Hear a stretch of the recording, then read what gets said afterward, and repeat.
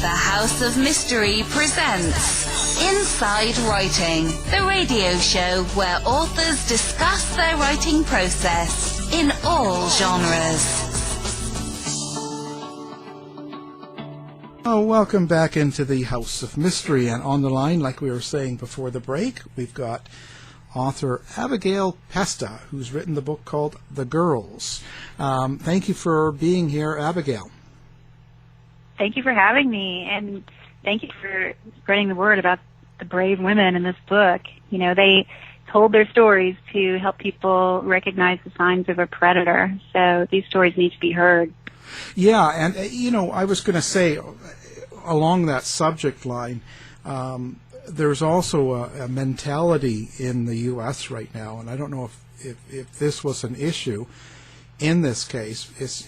It seems like there's a lot of accusations about a lot of assaults, and there's a lot of negative feedback toward it, like they just want money, they're jumping on the bandwagon, and all of that stuff.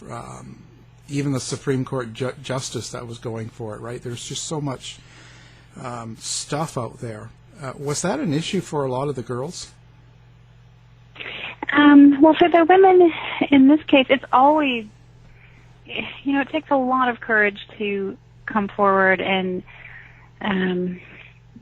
publicly identify yourself as a survivor of sexual abuse. So for every single one of the women in this case who has done so, it takes a lot of courage. You are, subjecting yourself to blame and shame and accusations, and that's always been a problem for women who come forward with reports of abuse. In this case, in the Larry Nassar case, there is no question that he abused hundreds of young women and girls.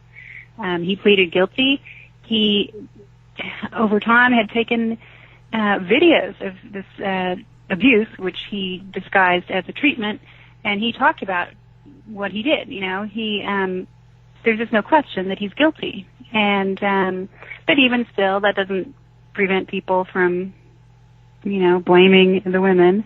I got very interested in this case in the beginning because, as a journalist, I write about women fighting back against crime and injustice. And I interviewed one of the first women to publicly identify herself as a survivor of Nassar's abuse. And she was a college student, and I sat down with her and her mom, and this was in the early months of the scandal. And they told me how the young woman, her name is Lindsay Lemke, was a kid when Nassar was abusing her, and she didn't realize it was abuse. He was the Olympic doctor at that point, and she was honored that he was making time for her, and he had befriended her and the family and the entire community. But so they had found out that, in fact, he had been abusing Lindsay for years, hundreds of times, and she and her mom were trying to come to grips with this. It was just a terrible realization. This was their trusted doctor and friend.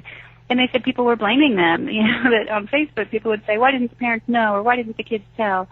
And I just thought, what a nightmare. Here's this family grappling with this terrible realization, and they're getting blamed for it. So that's when I started to think, let's help people understand how this happened, and then hopefully we can help prevent it from happening again. Yeah, because I was going to say, his defense attorney, Nassar's defense attorney, what was it, Shannon Smith, and look at her comments about how she didn't believe the girls because they were all living a perfectly, what she said, normal life, and never questioned the assault and always thought of it as a treatment until all this happened. So with that kind of attitude, you're kind of fighting an uphill battle. Well, for one thing, Nassar preyed on kids, and a lot of these kids, not all of them, but many of them were gymnasts. Now, a number of them were just kids in the local Lansing, Michigan community, cheerleaders, volleyball players, dancers, runners. He got his hands on all kinds of kids because he was a professor and a doctor at Michigan State University, so he worked in the sports medicine clinic at the university, but he also volunteered at a local gym for gymnasts, and he also rose to become an Olympic doctor. But for one thing, he was preying on kids, and a lot of them were very vulnerable kids because they had grown up in gymnastics boot camp. Especially in this Michigan community, there was a gym run by a coach named John Geddert, where these girls were they described just a horror show of being, they called it they said they were brainwashed. They said they got in there as little kids, and this hard-driving coach told them, he blamed them for their injuries. He said injuries were their fault because they weren't concentrating. So kids were really, they were hiding their injuries. They said they were berated and shoved, physically mocked, the coach made sexual comments, that he walked in on them in the bathroom, in the locker room. So, a lot of these kids in this world had already lost their sense of boundaries and their sense of self, and then they got sent into Nassar's lair, so they were very vulnerable kids. So a lot of them did not realize they were being abused. But some of them did realize it, and for nearly 3 decades, they reported him. They reported him to coaches and to counselors and to the police. No one listened. No one believed the girls. They just all believed the doctor. Well, I'm curious. I have to ask this. You said that the lawyer, Shannon Smith, had doubted that these girls were telling the truth. Isn't there something like over 250 girls who have accused him over the years? That seems unlikely that they'd all be lying about that. Yeah, I did not hear I didn't quote the defense attorney as saying. No, Al did. I was curious. Yeah. But I did speak to that defense attorney, in fact. So I don't know. I'm not sure where that quote is coming from, but in the end, more than some 500 women have come forward because he got away with this for almost 30 years. So he was getting his hands on kids across his community in Lansing, Michigan. He was getting his hands on kids at the local high school, in addition to the gym, in addition to the Michigan State Clinic, in addition to the U.S. national gymnastics team and the Olympic team. He was everywhere. He was also, working with gymnasts at the Caroli Ranch in Texas, the Olympic Training Center. So over nearly 50 years. He had a lot of opportunities to abuse kids. Mm. Yeah, that quote was, she was doing an interview, Shannon Smith, that is, on News Radio 950 WWJ. Ah, okay. But no. Yeah, I did speak with her. I did speak with her for the book. She hadn't told me that she doubted the women. But she did tell me something interesting about Nassar, which was, she said in the beginning he seemed to have some kind of disconnect. Like he would tell her, I'm not penetrating these girls, because what he did is he was an osteopath, and he convinced kids that if he would touch them in one part of their body, it would help another part. And so that's how he, made kids think it was okay that he was penetrating them with his bare hands. Right. And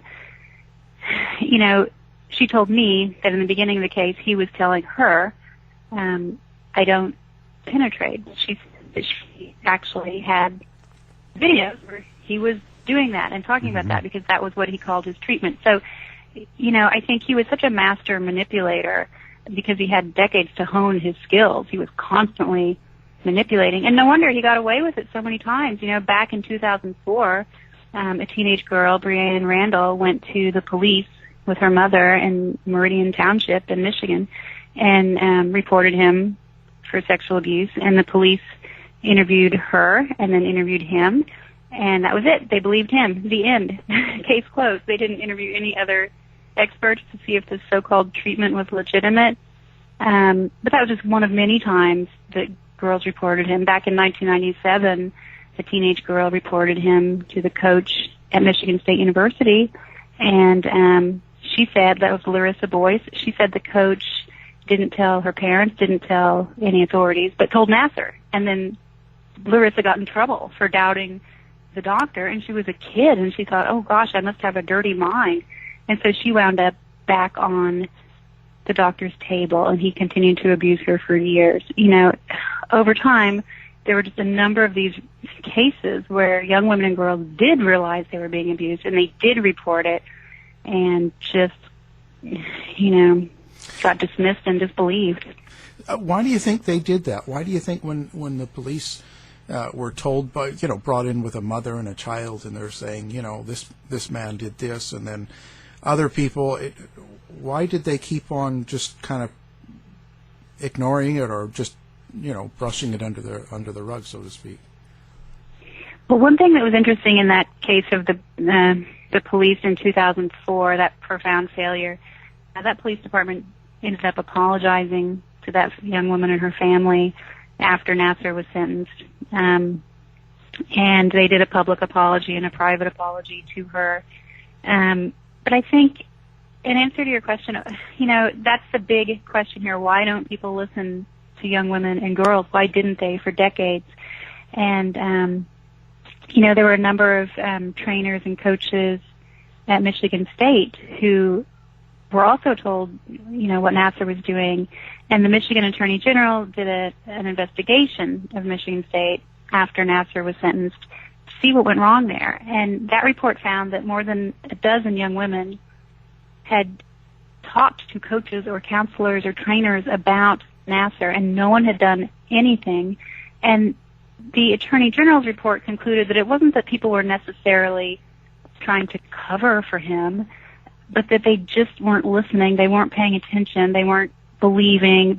He had risen to become such a big deal doctor. He had risen to become the Olympic doctor that everyone thought it was a tremendous honor, that he was working there at the university. And they just thought, oh, well, maybe the girls misunderstood, or, he would never harm anyone. So I think that was part of it. But then there was also blatant covering up as well. Michigan State, in 2014, a young woman named Amanda Thomashaw reported him to the police and to Michigan State University after he abused her at the Michigan State Sports Medicine Clinic. And the university issued 2 reports, one for her that said he had not violated the school's sexual harassment policy, and a second report for the staff members that said, yikes, major red flags here, potential legal liabilities.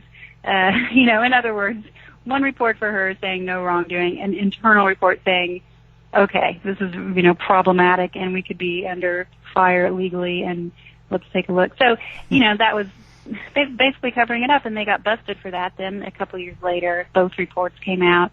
But also the police failed to file any charges against Nassar as well. He manipulated just everyone around him. So what broke the case? Like what was the one thing or the one person that people listened to? So finally, in 2016, the Indianapolis Star newspaper ran a report about USA Gymnastics. That's the governing body for the sport, and it's based in Indianapolis. And they did a report about how the organization was mishandling reports of abuse at the hands of coaches. And after that report came out, a former gymnast named Rachel Hollander contacted the paper and said a doctor had abused her, Larry Nassar, and then 2 other gymnasts, Jessica Howard and Jamie Dancher, also called the paper and named Larry Nassar as an abuser. So, so 3 people contacted the Star. The Star did an investigation, ran a report on Nassar, and the police this time investigated and acted after having failed the prior 2 times in 2004 and in 2014. And more women started coming forward. So I think part of it was good journalism. Part of it was the bravery of these women who were coming forward. And part of it was that it was 2016 and people were starting to finally listen. I mean, we still have a long way to go, but people were starting to understand and listen when women were reporting sexual assault. So I think all of those factors, finally brought him down as more and more women came forward and spoke to the police. And also, and the police began investigating him, and they found tens of thousands of images of child pornography on his hard drive in the trash. You know, that was the takedown finally. But there were huge failures in the lead up to that too, because a year before the Indianapolis Star report, a coach had overheard two gymnasts talking about Nassar at the Caroli Ranch in Texas, and had told USA Gymnastics about what she had heard. And, you know, the girls they were just talking about, you know, what he did and how it felt uncomfortable and weird, and the coach heard this and thought, whoa, that's not right.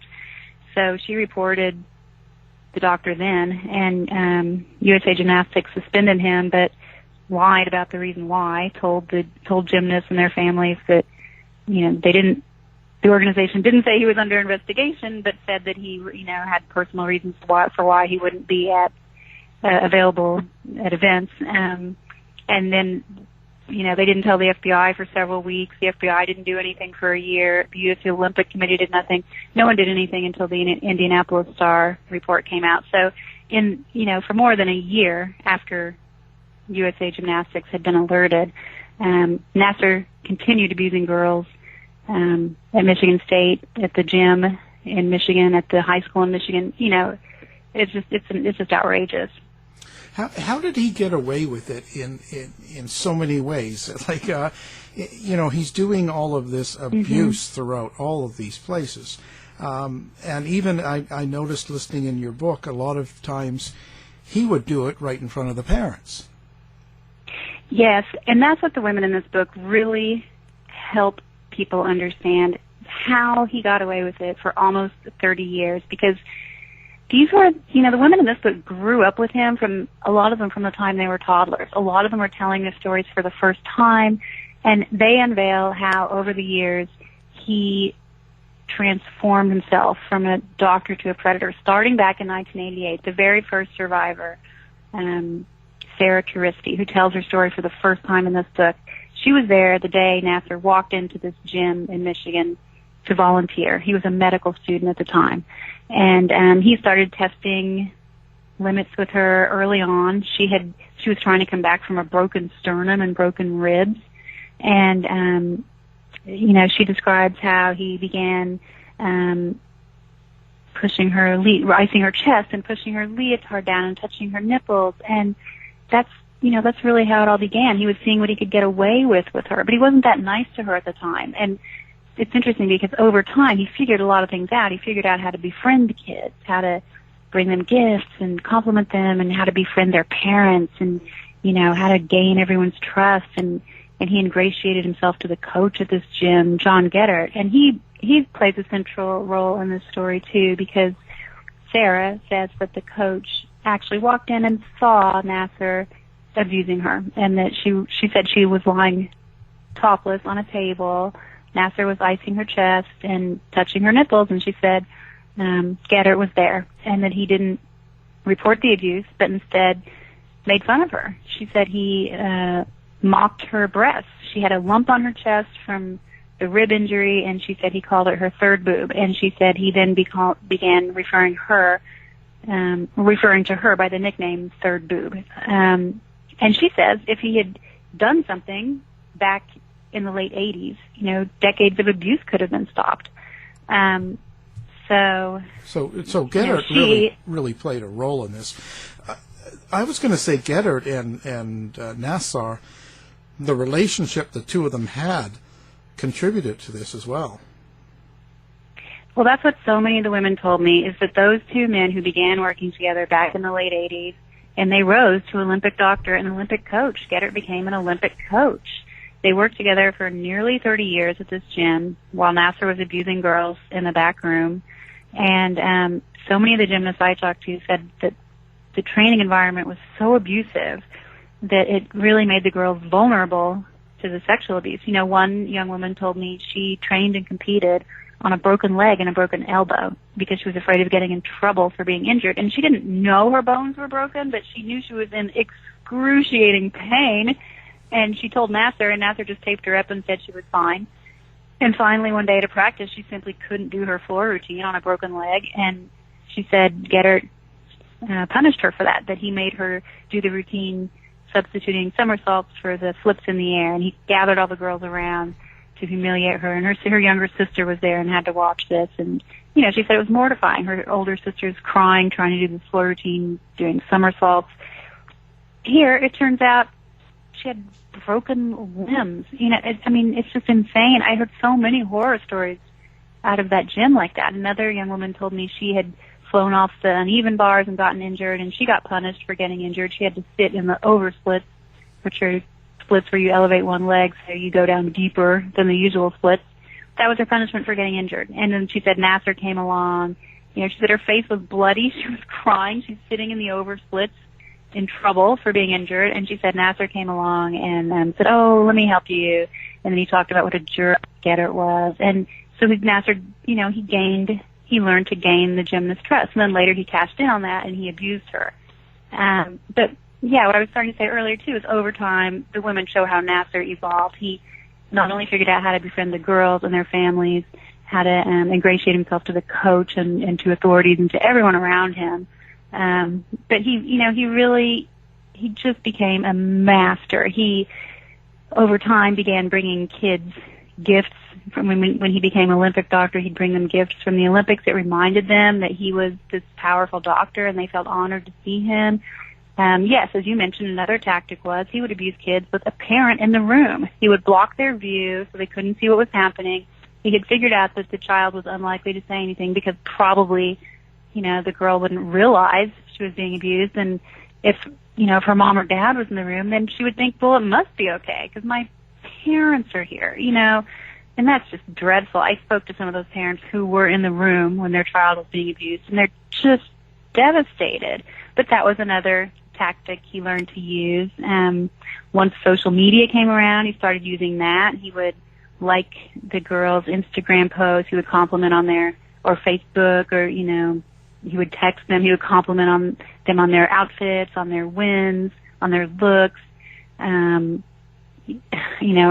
Another tactic he had was he would not bill the family's health insurer. He would say, "I see such potential in your child that, I'm going to treat her without billing you." And these are families, the girls were maybe hoping for a college scholarship. These were not wealthy families. The girls weren't necessarily aiming for the Olympics. They were girls in Lansing, Michigan. And the families would think, "Wow, he's so generous. That's so amazing. He's not going to bill our health insurer." And then they look back today and they realize, oh my God, he didn't bill the insurer, so there were no records. No one could ask, no medical officials could say, wait, what's this person doing? Well, why is he, seeing my daughter so frequently? So all of these tactics, over time, this is what these women really do such an incredible job of showing, how he got away with it. And, yeah, he just constantly evolved. And I guess now Getter, the coach, would be really mean to the girls, so it almost sent them to Nassar for comfort in a way too. Yeah, a lot of the women describe it as like a good cop, bad cop situation. Getter would yell at them and berate them and just trample their self-esteem, and then they would be sent to Nassar, and the Nassar would befriend them, and they felt they could confide in him. And this was young women across the spectrum, the gymnasts at the gym in Michigan, the young dancers and other athletes in Michigan, the Olympic gymnasts. An Olympic gymnast wrote the foreword to the book, and her sister, who was a national team member, Tasha and Jordan Schweikert, and they said too when they were training on the national team and the Olympic team at the Caroli Ranch, the coaching there, under the Carolis was extremely abusive too. And they said that they would go to Nassar's room and he would be their friend, and that was their safe place. And he was nice to them, and he would sneak them secret treats, and which meant like granola bars, something, because they just weren't supposed to eat anything basically. But that's how he ensnared them, and he would talk to them about their personal lives and, did they have a crush on any of the male gymnasts? And, looking back, they both said, too, gosh, as adults, they realized that for an adult man to be that involved in a young girl's life and personal life, of course, is a major red flag. But, again, they were very isolated gymnasts. They were embroiled in training. A lot of the young women told me they didn't, abuse was not on their radar. It just wasn't. Their parents thought they were safe in gymnastics world. They were always training. So abuse it just wasn't part of their universe. And also they had never dated. Even through high school, they didn't date because they were, spending all of their free time at the gym. And so, a lot of them told me they had never even held a boy's hand. But, so they were very vulnerable kids. Did they ever talk amongst themselves or talk about Larry to, each other, like that what he was doing, or question anything? Yes, that's a really good question and this was very interesting to me too. Some of them didn't talk about it, but some of them did. And I remember one young woman told me she had, when he first abused her, she suspected it was abuse. And she had grown up in that boot camp gym, but she had left it for her high school gymnastics team because it was just too insane. So she was a little bit out of the, the kind of brainwashing zone, as the women described it. And she could recognize that might have been abuse. And afterwards, she went to her friends and said, "Does he do that to you? What was that?" And she said her friends said, "Oh, he does that to everyone." And she thought, "Oh, well, then it must be okay," because he wasn't singling her out. He wasn't targeting her. And so oddly, the fact that he did it to so many girls ended up helping to protect him, because they would think, well, he does it to everyone. Another gymnast, a three-time national champion gymnast, told me when he first abused her, it was at the Caroli Ranch, and she wasn't, she wasn't sure if it was or wasn't abuse. She just had a very dark feeling about it, and she refused to see him on her final night. And she said one of the other gymnasts there said something like, "Yeah, he touches you funny." So, the fact that he did it to, so many of them, I think if they did talk about it with each other, that kind of helped them rationalize that, well, no, it couldn't be. He wouldn't be doing something wrong. He's not targeting me. And that's a reminder of how kids think. We look at kids as adults and think, well, why wouldn't you know? Or why wouldn't you say? Well, we're not thinking like kids. A lot of these are young kids, and their brains aren't fully developed. And they were vulnerable in so many ways. And here was the Olympic doctor. We're taught to trust doctors, and he was this huge, big, important doctor. But that young woman who had gone to her friends and said, "Do you think it's abuse?" It killed me, because she said she looks back and she's so mad at herself, because she feels like, I didn't trust myself, and I knew. And I told her, and I told so many people, because I heard this time and again, that they look back and question themselves. The kids, the parents, everyone looked back and questioned themselves or blamed themselves. And that killed me, because the blame is on the predator, and his enablers. That's who to blame. But I could see that this is what predators do to people. They make them look back and blame themselves. But again, that's why all these women shared these stories, because they want to help other people recognize how predators work, and so, to prevent this in the future, so other families don't have to go through it. Well, you talked about the institutionalism of all this, how the fact that there were so many different girls molested kind of lent itself to the idea that it's normal, and so did all these other people who looked the other way. So I have to ask you, obviously one of the parallels to this would be the Jerry Sandusky case at Penn State University, where it appeared to be going on for years and people looked the other way. How prevalent do you think this is across America? I have a feeling we're going to be hearing about a lot more cases like this. Some more cases have come out about doctors around the country.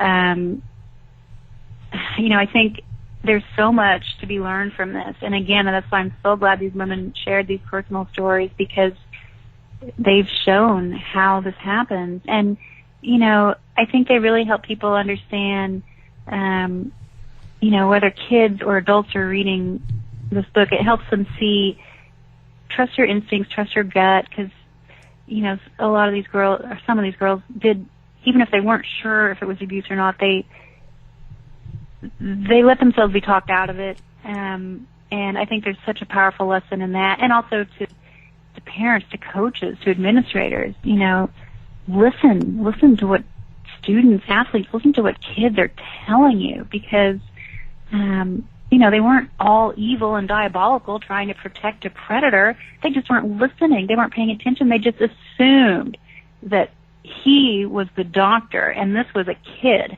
So the doctor knows what he's doing and the kid has misunderstood. So there are just so many powerful lessons in this, you know, across the spectrum. I found in the book, I think one of the most important parts for people to try and understand is there were quite a few girls that, even when the story of Larry Nassar assaulting kids came out, and they were asked, because they were trained by him or trained in the same gym, and he doctored them, and they actually said no, and they denied it strongly, and it took them a long time before they actually would turn their story around. And one point, Judge Kavanaugh was up for his, becoming a Supreme, and that whole sexual assault thing came out, and because of the way that happened, I think a lot of the girls were scared. So I think there's this part of them that they're into denial of some sort. Yeah, well, this was so interesting that it goes to show just how good this man became at being a predator. I mean, he was such a master. These women thought he was their friend.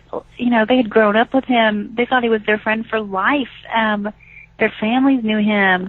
You know, I remember Lindsay Lemke's mom told me she bought him gift certificates to take his kids to dinner because she was worried that he was spending so much time helping Lindsay that he wasn't spending enough time with his own family. These families thought he was their friend, and these young women, yes, a number of them who I talked to in the beginning when the allegations first came out, they didn't believe them, or they didn't want to believe them. They just wanted to believe it was a medical treatment. You know, even the young woman who had reported him in 1997 to the coach at Michigan State, she said when the allegations first came out, she didn't want to believe them because it meant she was right. It meant she was right all those years ago, decades ago, and that she could have stopped him. Now, she was a kid. She did everything she could. She reported him to the coach at Michigan State. But, you know, even for her, it was hard to wrap her head around the idea that he was a predator. So, yeah, so a lot of the women, they just, you know, they couldn't see this man, this friend, this nice, a lot of them described him as this nice, nerdy guy. You know, you think of a predator, you see Law and Order, you hear the scary music, you know the predator is coming. Here's this nice, nerdy, sweet guy, this friend, this guy who was always there to listen, always texting, bringing gifts, you know, spending all this time. He even, you know, people trusted him so deeply, he manipulated people into bringing their kids to his house, where he abused the kids in the basement because he set up a makeshift clinic in his basement. So with his family there, you know, family upstairs, him downstairs, abusing kids on this, you know, in this little clinic he had set up. You know, and again, the families felt like, well, he's the Olympic doctor, and how amazing that he's making time for us, you know. So, yeah, so it was hard for people to accept that this nice guy was a sexual predator, and that it was not, he was not giving them medical treatment. It was abuse. And, you know, what helped some of the women, well, I'm not sure if helped is the right word, but what made them accept that he was a predator for a lot of them was the fact that he got caught with all that child pornography. You know, yeah, I have to ask you about that. I'm sorry to interrupt you, but that is... Oh, no problem. he tried to play it off as just inappropriate touching or other things, but they found something like 35,000 child pornography images and videos. So it's not like this guy was just, a nice guy who crossed the line sometimes. He was a prolific sexual predator for decades. Yes, and he was a manipulator, and even after he pleaded guilty, he wrote a letter to the judge saying he had only pleaded guilty because he wanted to spare his family and the community the pain of a trial. So he was still, after he pleaded guilty, claiming he was, a good doctor. That's what he said in his letter. He was a good doctor, and he said the women were just mad because the media had made them believe that he had done something wrong. And he said, hell hath no fury like a woman scorned. Yeah. So he was just constantly manipulating. A perfect example of his manipulations was there was a young woman named Kyle Stevens. She was 6 years old, and she was a neighbor, a family friend. And he started abusing her when she was a kid in the basement, and he wasn't pretending to give any medical treatment. He was just outright abusing her. And when she was 12, she realized she realized it was abuse because she read about the Catholic priest scandal, and a friend told her she had been abused, and she started to realize, oh my God, this neighbor, this friend, this doctor, what he was doing was abuse. And she told her parents, and she told her parents some of what he was doing, and he went over to her house, and he sat down with her and her parents, and he told the girl, she discussed this in her victim impact statement in court. He told her, obviously I didn't do that, but if someone did abuse you, you should tell someone. And he said, if this does happen to you, you should tell someone. This is a 12-year-old girl, and what a mind game. He's telling her, if someone does abuse you that way, you should tell someone. Someone was abusing her that way, and she was telling someone, and it was him. So it just goes to show, the manipulations, the lengths he was willing to go to. Well, and then last year, it says here, I'm reading some thing off Wikipedia here, where it says that he was trying to get a new sentencing hearing because he's claiming that the judge was biased against him, as if that was the problem. It wasn't the hundreds of victims and child pornography. It was bias. That's just stunningly out of touch. I know. And I talked to the judge about that, Judge Aquilina, who's fantastic. She's the one who let, more than 150 women stand up in court, give their victim impact statements. And that's when you saw that phenomenal week of, all these women standing up. And she spoke to each one of them individually after they stood up. It was just, an absolutely cathartic scene. And, but yes, afterward, his attorneys, he accused her of bias. And, she points out that actually, before Nassar pleaded guilty, to be fair, she had put a gag order on all the women. She had made all the women mad because she had put a gag order on them. And so they couldn't speak to the press, to be fair to him. And she said, I guess he their side forgot about that, but in the beginning all the women were mad at her. But after he pleaded guilty, and it was part of his plea agreement that women who had accused him of sexual abuse could have the opportunity to make a statement in court. That was part of his plea deal. I just don't think he imagined how many would be doing that. And also, as women began standing up, other women who had been part of the case felt empowered that they could too. So the number kept growing. But yes, it just goes to show his just never-ending tactics to try to manipulate and blame others. He's so disconnected. It kind of reminds me of when Ted Bundy was days away from being executed, and the governor was refusing to give him a stay of execution and all this. Ted Bundy actually said something like, "I don't understand why everybody's out to get me." Oh my gosh, yeah. You're not in prison because a judge was biased against you. Exactly. That's not what's going on. Oh my God. Here. Yeah. Right. And now nobody else got charged in any of this abuse, like TriStars or John Goddard, the coach. None of those people got convicted of anything, right? Well, there's a number of people. have been fired and some have been arrested. One of them is going to jail. People have been fired from Michigan State, from USA Gymnastics, from the U.S. Olympic Committee, and several have been arrested from Michigan State and from USA Gymnastics. And, for instance, the Michigan State coach, the president, and Nassar's boss, the dean of the osteopathic school at Michigan State, they were all arrested and charged. The coach and the president are still in the court system. The dean was found guilty of, he had failed to supervise Nassar, and he is going to jail. But the coach, the coach at Twistar's gym in Michigan, John Geddick, the one who so many of the women told me created that abusive training environment, they said, they really want to see him held accountable. And he was suspended by USA Gymnastics after the Nassar sentencing hearings because a lot of the women stood up and started talking about what he had done in court.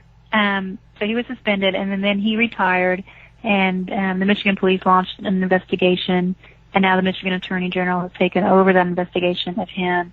But it's been going on for more than a year and a half, and the women, they want to see him held accountable. There was another woman who told her story for the first time in this book about how she says Geddick, the coach, started grooming her when she was 16, a gymnast at his gym, and that when she left his gym at 18 for college, he initiated a sexual relationship. And she said she was one of those kids who had grown up in gymnastics. She had never dated anyone. This was her first love, her first everything. She thought he was going to marry her, and he ended up discarding her and leaving her suicidal. And also, his actions violate the code of conduct of the Olympic watchdog Safe Sport. A coach-athlete relationship like that, even though she had left his gym and even though she was 18, it violates the code of conduct because there's a power imbalance there.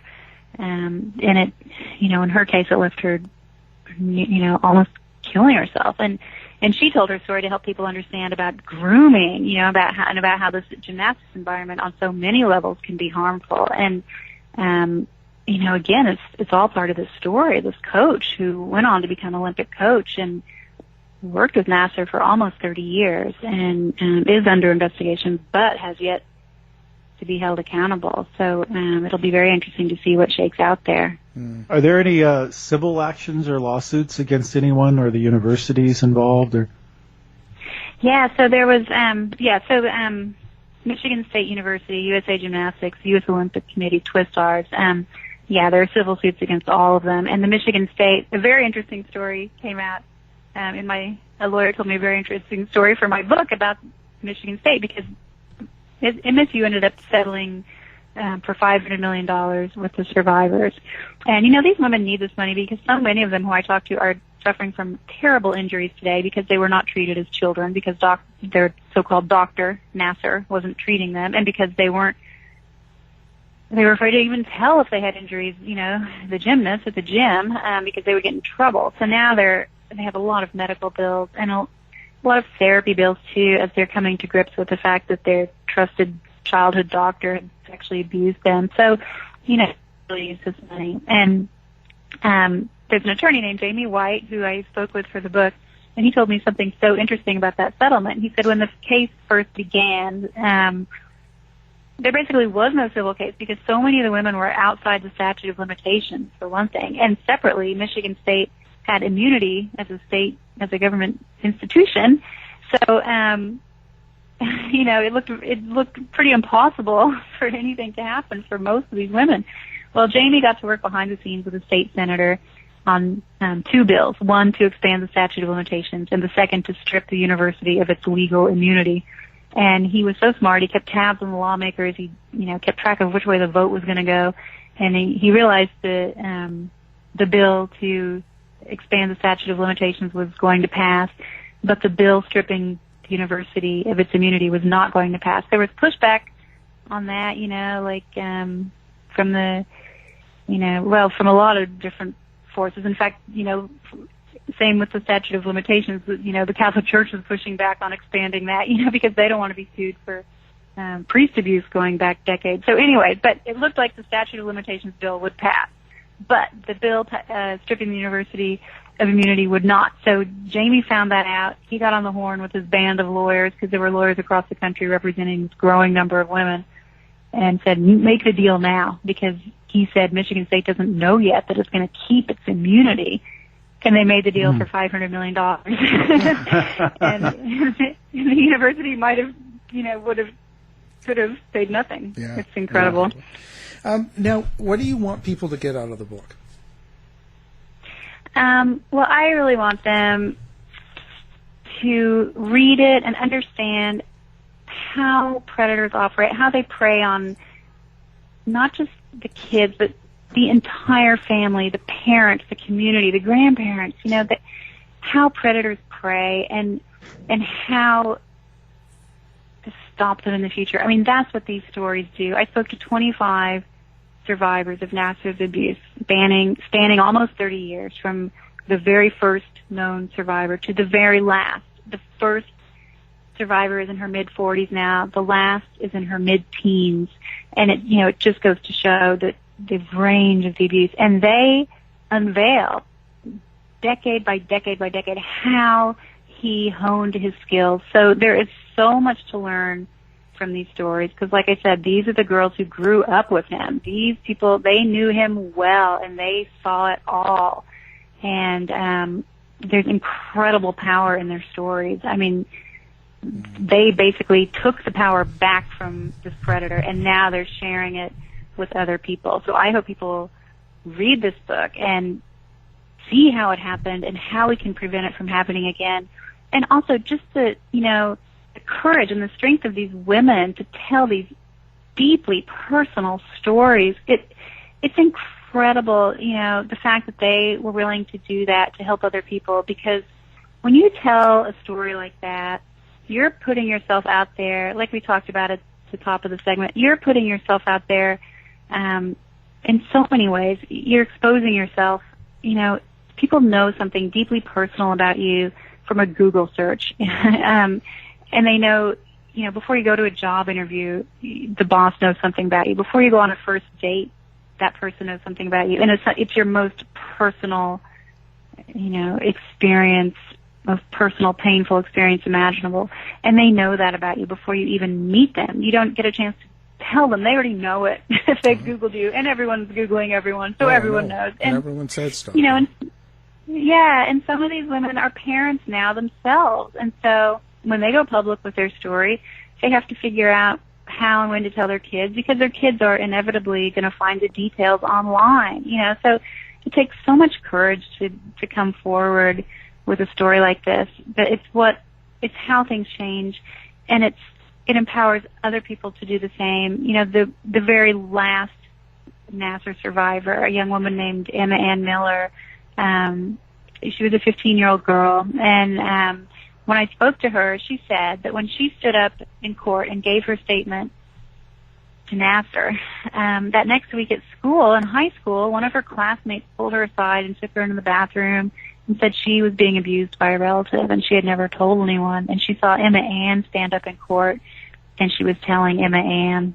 And it just gave me a chill, because Emma Ann said, you can tell someone, you can tell your mom. And the girl did. And right there, you see the power of telling these personal stories and how it helps other people either figure out what's happening to them, or figure out how to tell what's happening to them, and see that they can, that they have the strength to do that. So that was a long answer to your question, but those are the reasons why I really hope people read this book. Well, there's so much power in it.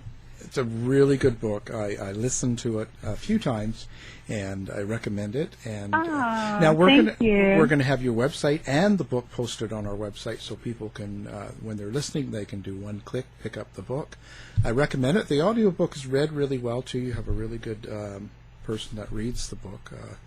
I really like that. Thank you so much. Oh. Yeah, she did a great job. Yeah, really good. So the book is called The Girls. It's an all-American town, a predatory doctor, and the untold story of the gymnasts who brought him down. And that guest is the author Abigail Pesta. Thank you for being here. Thank you so much for having me, and thank you so much for spreading the word about these brave women. I so appreciate it. To find out more about our show, guests, or to listen to past shows from our archive, please go to www.houseofmysteryradio.com. The mission has been completed. The end! By George, he's got it! It is the end! I'll say it. If you're lying to me, I'll be back. This has been a production of Something Weird Media.